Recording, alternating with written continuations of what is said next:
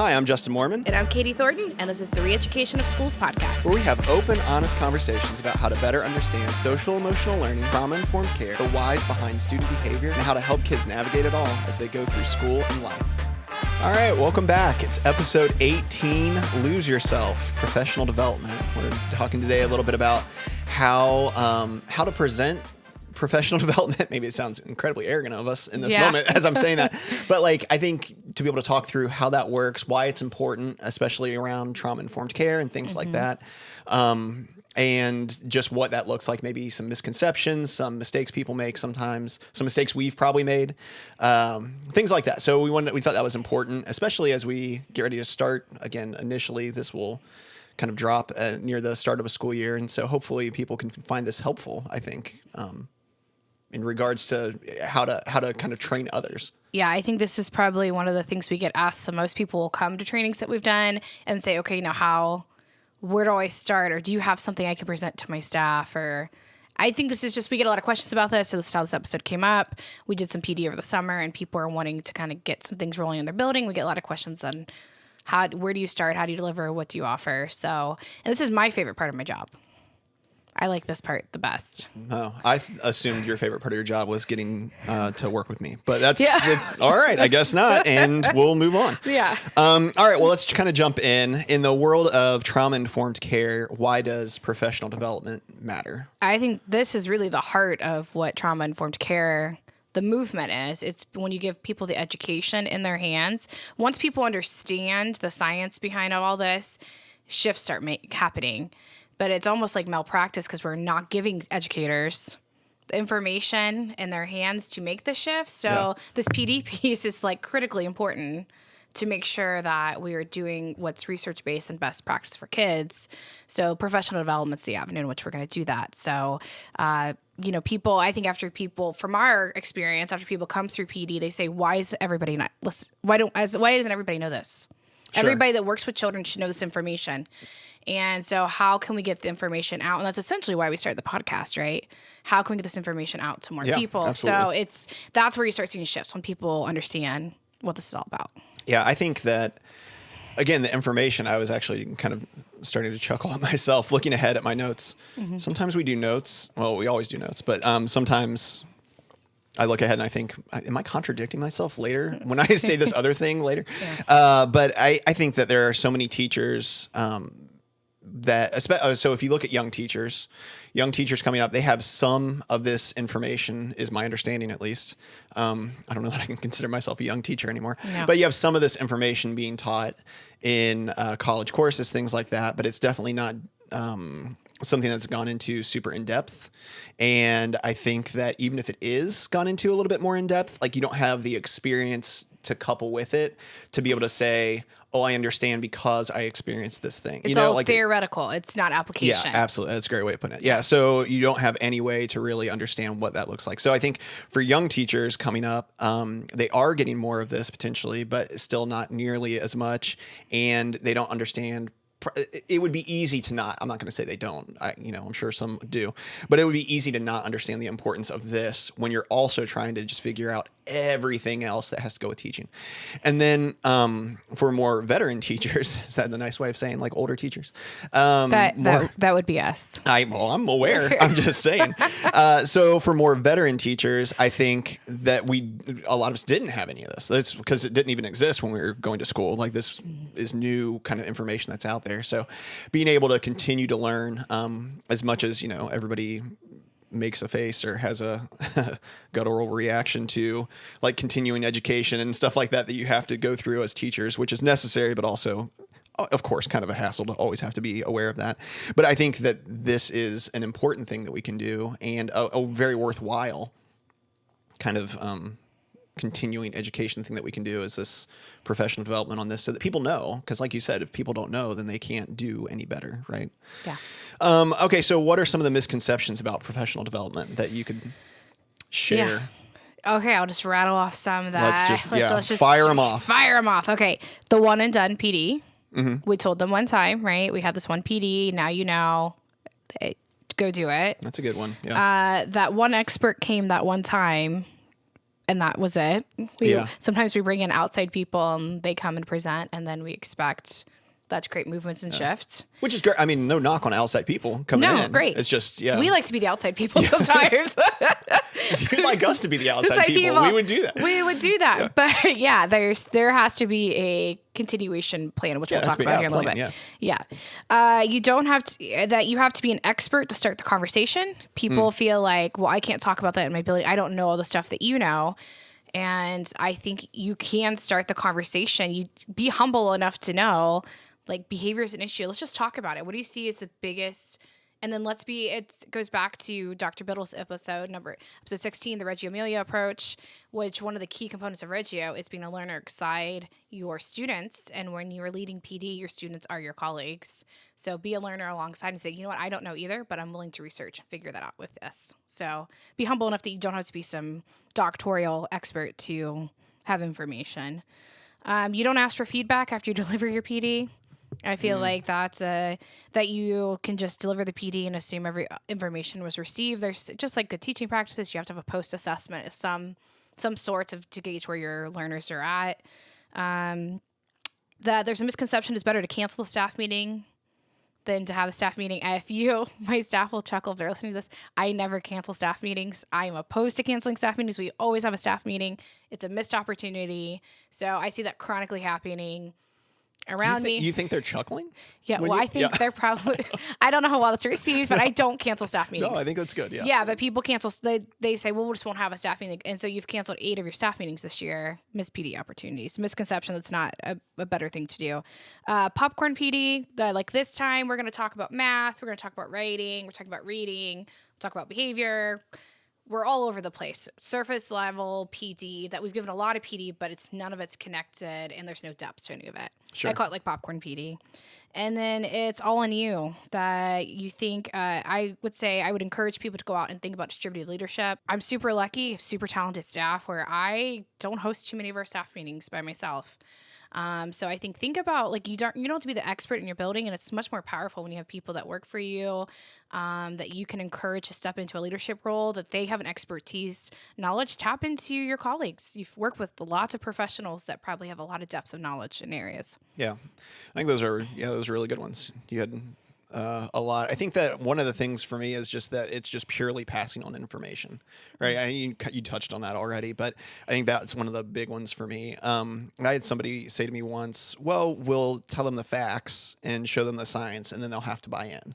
Yeah. And that was it. And I think that that's wrong, ultimately, because I watched people present the facts and teach people the science and watched huge groups of people not buy in. And I was like, well, I mean, that clearly didn't work. And I think they were kind of confounded by that as they kept going at that time, watching people not be totally bought in. I think you have to be engaging in a different way as well. It can't just be like, here's facts. Now you have them, you should accept it and move on. And I think even just look at our world, right? Clearly that's not the case. That's not how it works. And I think there's another aspect to that. So I think that's a big misconception that, hey, as long as I'm just presenting all the facts, then people are going to be bought in. I think you have to be able to show them any number of things. We don't need to get into all of it, but you have to show them like why it's important. Like, okay, this is a fact, but this is why it's important. This is how it actually works tomorrow in your room. Yeah, I would say kind of our unique niche, I like to think anyways, is there's a lot of theoretical PD that happens, like theory and practice information like you're talking about. But then I think kind of the sweet spot that we've kind of found is like the application, right? Yeah, we can tell you about the theory and all that stuff, but let me tell you what happened yesterday and why this applied here and that. Yeah, it's both, right? It's both, yes. And I think that's where sometimes people run into the problem of just presenting information who, and we can get way off topic here, but that aren't people that have ever done anything in a classroom, right? Mm-hmm. So then it's very tough because you're like, well, that's great, but you don't know what it's like in a room. Anyways, that's why, that's a good example as to why it doesn't, that's not enough, right? That's not enough just to present the facts and assume that then people are going to buy in and be able to apply it themselves in a way that makes sense. And then another misconception could be that you actually have to be like an amazing public speaker to lead meaningful professional development. And I think that's not true. You just either. find an amazing public speaker and partner up with them, and then you're solid. I don't know. Yeah, I don't know if that's how that works, but I mean, to an extent, maybe that is what you do. But no, I think that you know, if you are genuine and honest, and hopefully whoever you're presenting to in these scenarios are people that are, you know, colleagues, again, people you're working with on a pretty continual basis. Like, be yourself. You don't have to all of a sudden be somebody completely different just because you're in front of a group of, you know, 20 people that you work with in a room. Still approach it like you would a conversation. And I think that goes a long way. Yeah. And I would say, it's going back to the kids. We always say, like, you are enough. Yeah. Just be yourself. I think when you try to deliver PD like somebody else, it comes off insincere and unauthentic absolutely. and doesn't land real well. So figure out we'll talk more about it here in a minute, but like figure out your style and just know that's okay. Yeah. Your authentic style of how and who you are is enough for your colleagues. Yeah, you don't have to mimic somebody you watched on a TED Talk, right? Yeah. I mean, like, it's not how it works. And I think that sometimes, you know, I get that speaking in front of others or presenting anything is an incredibly vulnerable thing. And so I think it evokes all kinds of emotions from people probably going way back to like grade school, you know, like we all carry stuff with us from things that went well, or, you know, the time you bombed in college, trying to do something. For sure did. I'll tell you off air, like the time I was like, oh my gosh.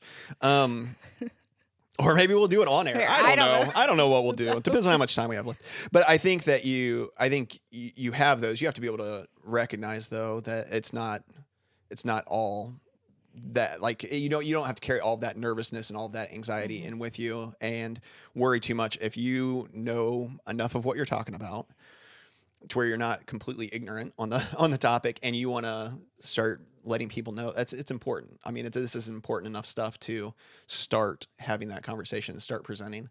And then, like you said, I think find answers that are unknown with people and commit to that. So, all right, what are components of a quality professional development? I go back to leading PD is the same as being a good teacher.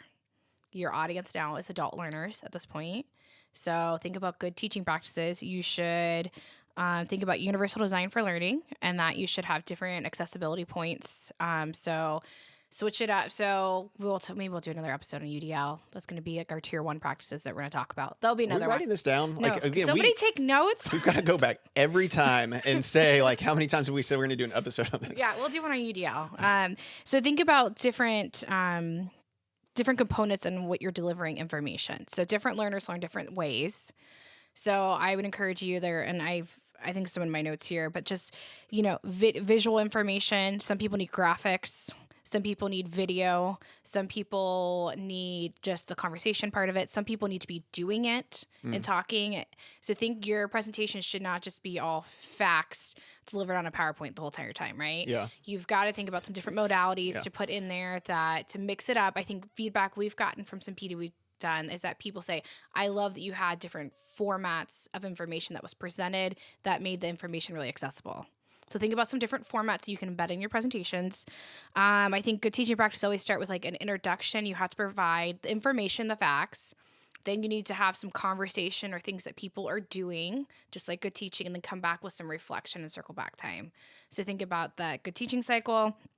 We talked about different access points. I think you can do some take and makes, digital resources, some trial and error type things. Go try this. Let's come back and talk about it. I think you really need to have some depth into your PD. So think about what you're going to take on for your building. If it's going to be trauma-informed care or talk about behavior, like stick with it for the year. Don't say, now we're going to do reading PD and we're going to do math PD and we're going to do writing. Like, put some depth into what you're talking about, and it may be a 2-year cycle. But commit to it and then stick with it for the longevity. Not that you can't ever talk about reading, but your bulk of your PD should be about a topic you're trying to shift and have conversations with your building so you can keep on circling back to it. Get feedback from your presentation, Google format, survey. Got to see where people are at, what they're thinking, where they're at. Get some other conversations in the building. Read the room so you know where your entry point is for the next time you have a PD. Yeah. To see what people need. Yeah. Like, do you need to review what you just talked about again, or, hey, they're good on that, you know? I think that's an important one that sometimes people miss is asking for feedback and input. Yeah, if we look at good teaching, you need to kind of figure out where your core of your class is. So if you're not surveying or talking or having conversations to see where like the midpoint is to get the feedback, then you're missing. If you, like you said, like going back to reteach, or like maybe we can move on from something and I don't need to talk about that again. Maybe they're ready for me to absolutely. Yeah. So do that. Again, build on the next and circle back, right? So there still needs to be review continuously. You'll have people that get it this time, and there's going to be people that don't get it till 6 months. I'm going to throw water everywhere. We said this is going to happen today. That's the best. I thought it would be me again. It's you.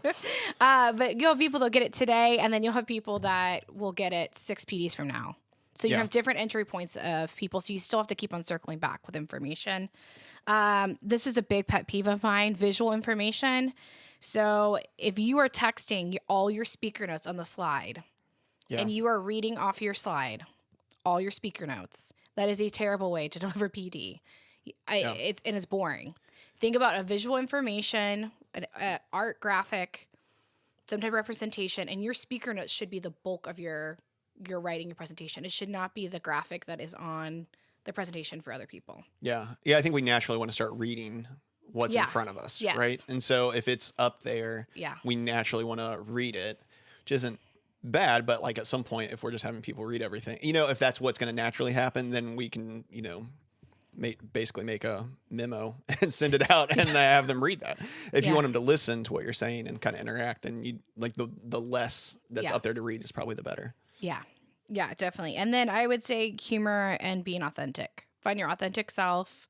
Have a sense of humor. We talk about really serious, heavy things, right? Talking about the ACE study, it's not funny, right? Sure. But you have to have some connection and humor, and make it relatable. And those relationship practices, right, have to be embedded within your professional development as well. You talked about the sticking with a topic for a year or two potentially as things are shifting, and that's what we've done. I've watched you do that at at our school. And what do you think what are some of the positives? And I'm not saying that there are negatives to that too, or there are people that don't necessarily like that as well. Like, what are some of the benefits and what are some of the drawbacks maybe of that? I would say benefits, hopefully by the end of your cycle, majority, you're not going to ever have everybody on board. Sure. You'll have 90% of the people that are going to get it because you've talked through it in lots of different times, lots of different formats, lots of different conversation pieces. You've given books, book studies, you name it. You've covered that. And then, but the negative is people are like, I can't believe we're talking about this again. Yeah, I don't want to talk about behavior or trauma. So there is some burnout or reading or whatever it is, right? If you stick with one thing, that's going to be the thing. It's not just, so I would say know when to close it up too, right? I feel like we're at the end. We're moving on to tier 1 practices this year and instruction. And of course you have the back end of you always thinking remember about the brain science and how it applies to reading instruction, right? Science of reading and trauma-informed care are not that far off, right? It's all the brain science stuff that comes together. So tying it back in, but there is a time you have to read the room.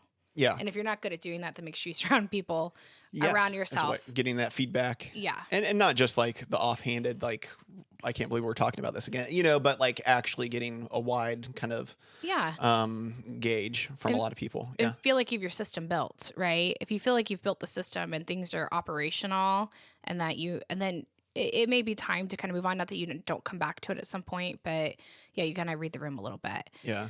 I would say one of the best things we did, and I didn't do it one year, and I think we're bringing them back, is the professional learning communities, the PLCs, where every other staff meeting is a book study we're doing this year. And people are just getting in vertical teams and small groups, and they are just talking about the book.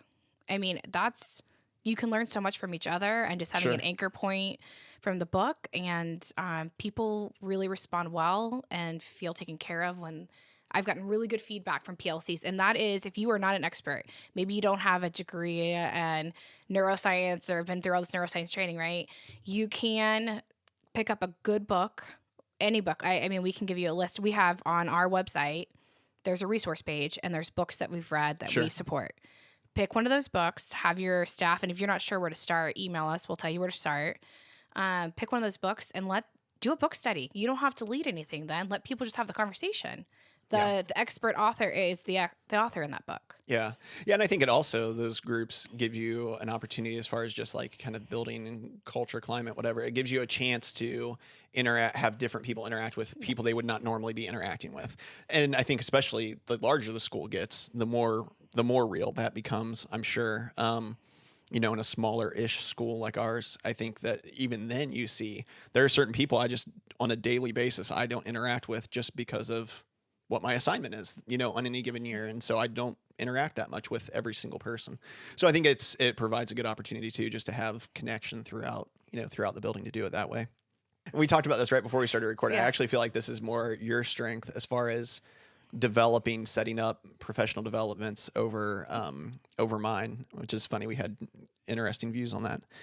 Not for now. We don't want to fight. And and I said I have to do our opening day, and I don't like to do professional. I don't mind planning it and organizing whatever. And we have our system on how we do it whenever we do public speaking.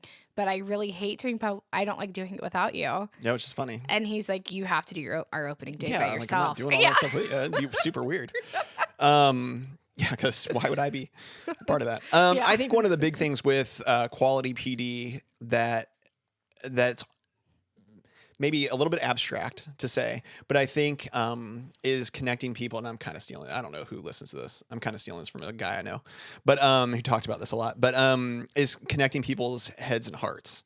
Yeah. Right. You have to be able to find a way to do that. It's not all, we kind of address that. It's not all just facts and information, but it's also not just all feeling and, rah, let's go get them talk. I think it's finding a way to connect those two things. And that sounds, everybody's like, yeah, it sounds great. That's really actually kind of hard to do if you don't do it on purpose. Like you don't accidentally do those two things very often. I think you have to be very conscious about doing both and making sure that you're connecting, hey, here's the facts about, again, whether it's trauma-informed care, whether it's reading or math or whatever it is.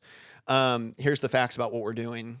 Here's why it's important. And I think, there's all kinds of people you can talk about or watch videos of talking about the importance of your why and all of that. But there's something to that. And I think that that's something that gets missed, is connecting the intellectual part of ourselves with the feeling part of ourselves. Obviously, it's all happening in our brains, but that idea, kind of abstractly, of connecting our heads and our hearts, I think is super important with professional development and something that gets missed. Okay, so now let's talk about how professional development goes wrong. Yeah, I would just say that we just don't do it. Well, yeah, we see that would make it go wrong. Thinking that telling somebody something is teaching somebody. I just think I see that a lot, that we read agendas.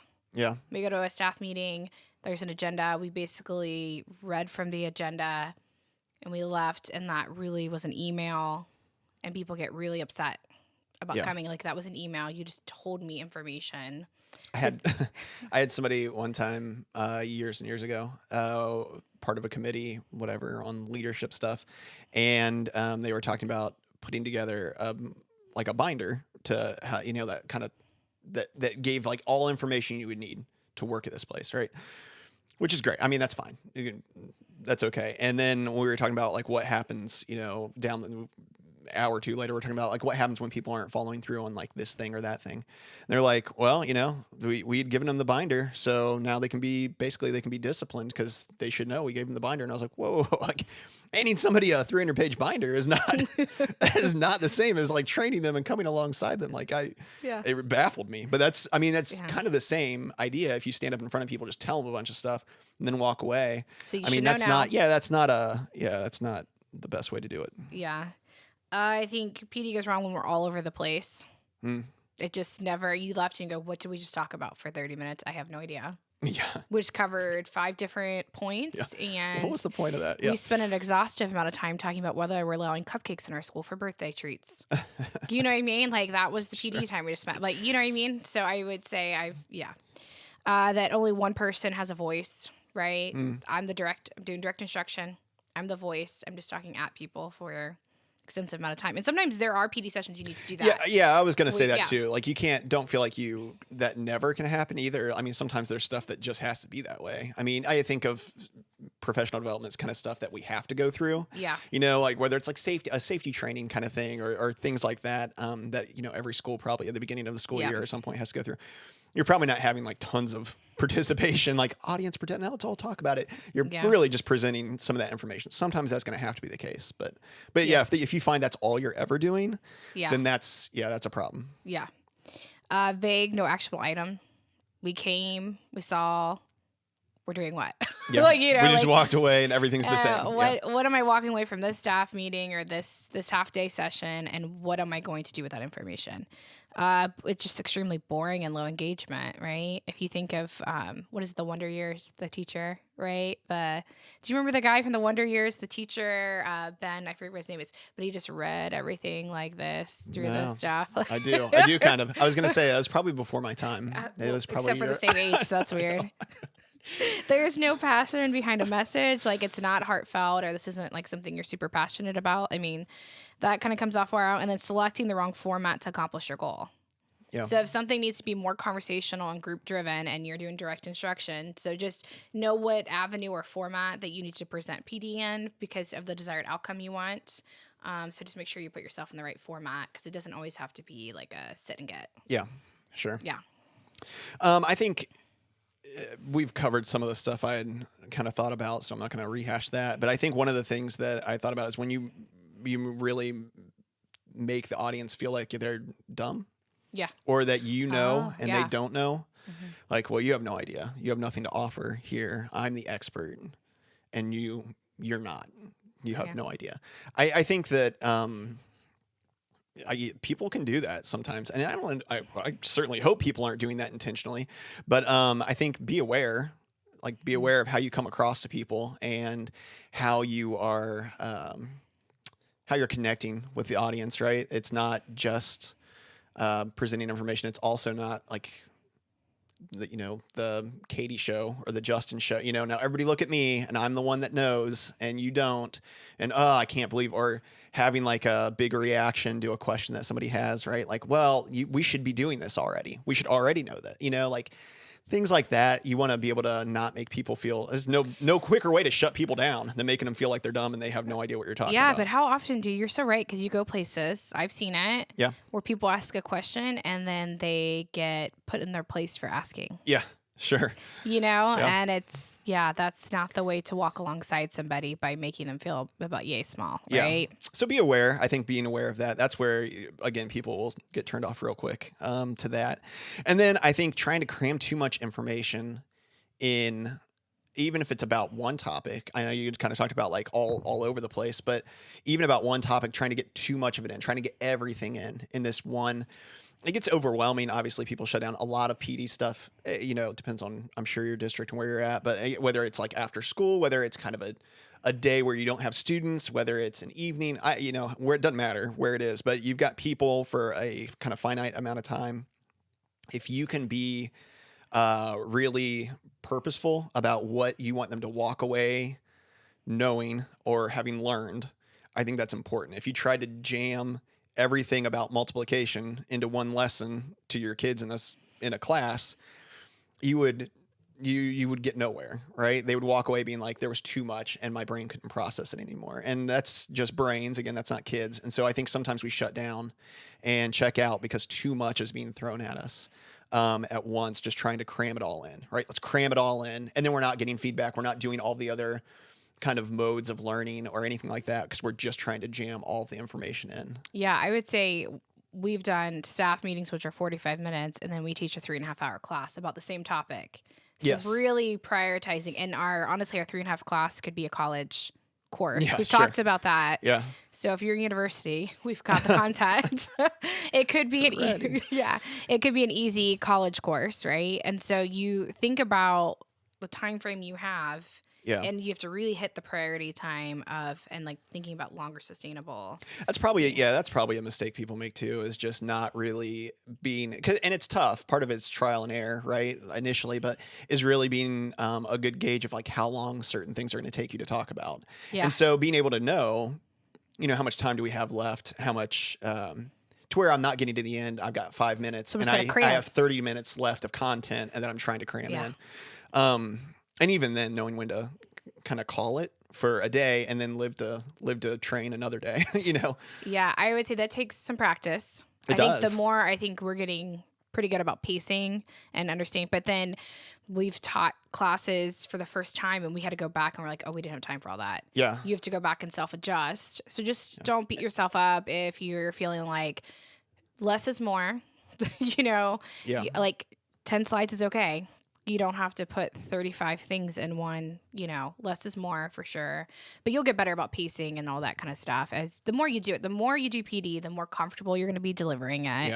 Yeah. The more you kind of figure out your niche, you figure out some hiccups. We still laugh. I mean, like, that didn't go well, or that we're taking that out. That didn't land, or we don't have time for that. Yeah, it doesn't make sense where we've had it for the first 2 times. Yeah. We're rethinking adding that in right there. There's always stuff.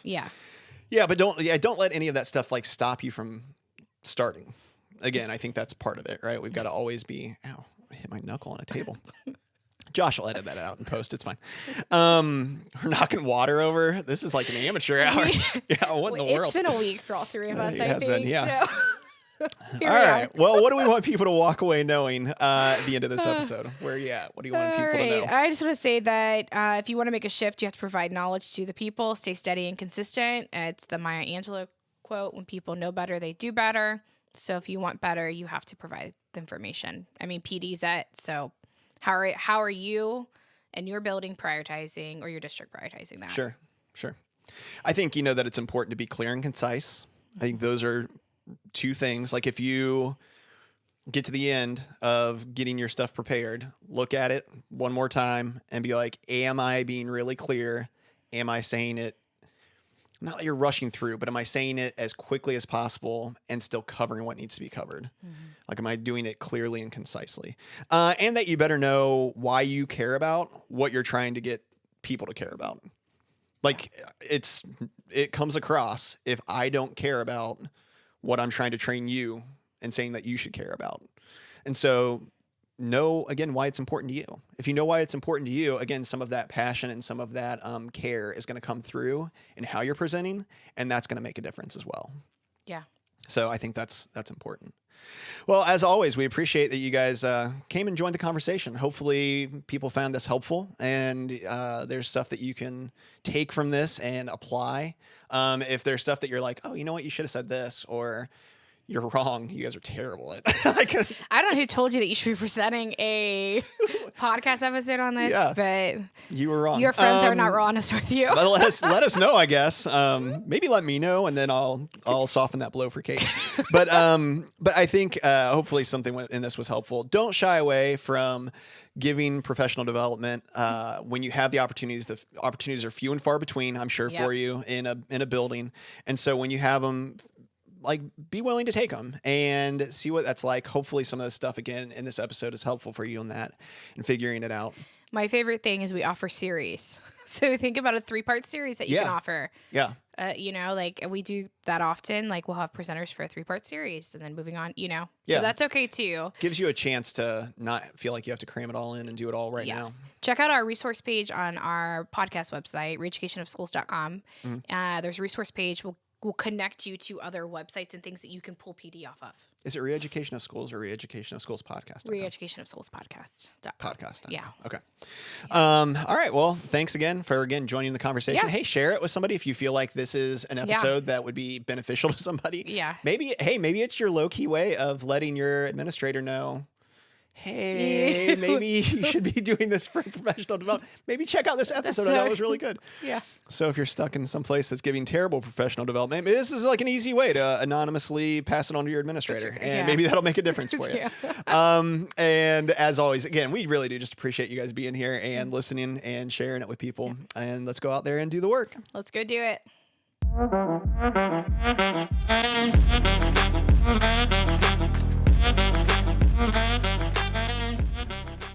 Hey everybody, let's keep the conversation going. Like and subscribe below and keep the comments rolling.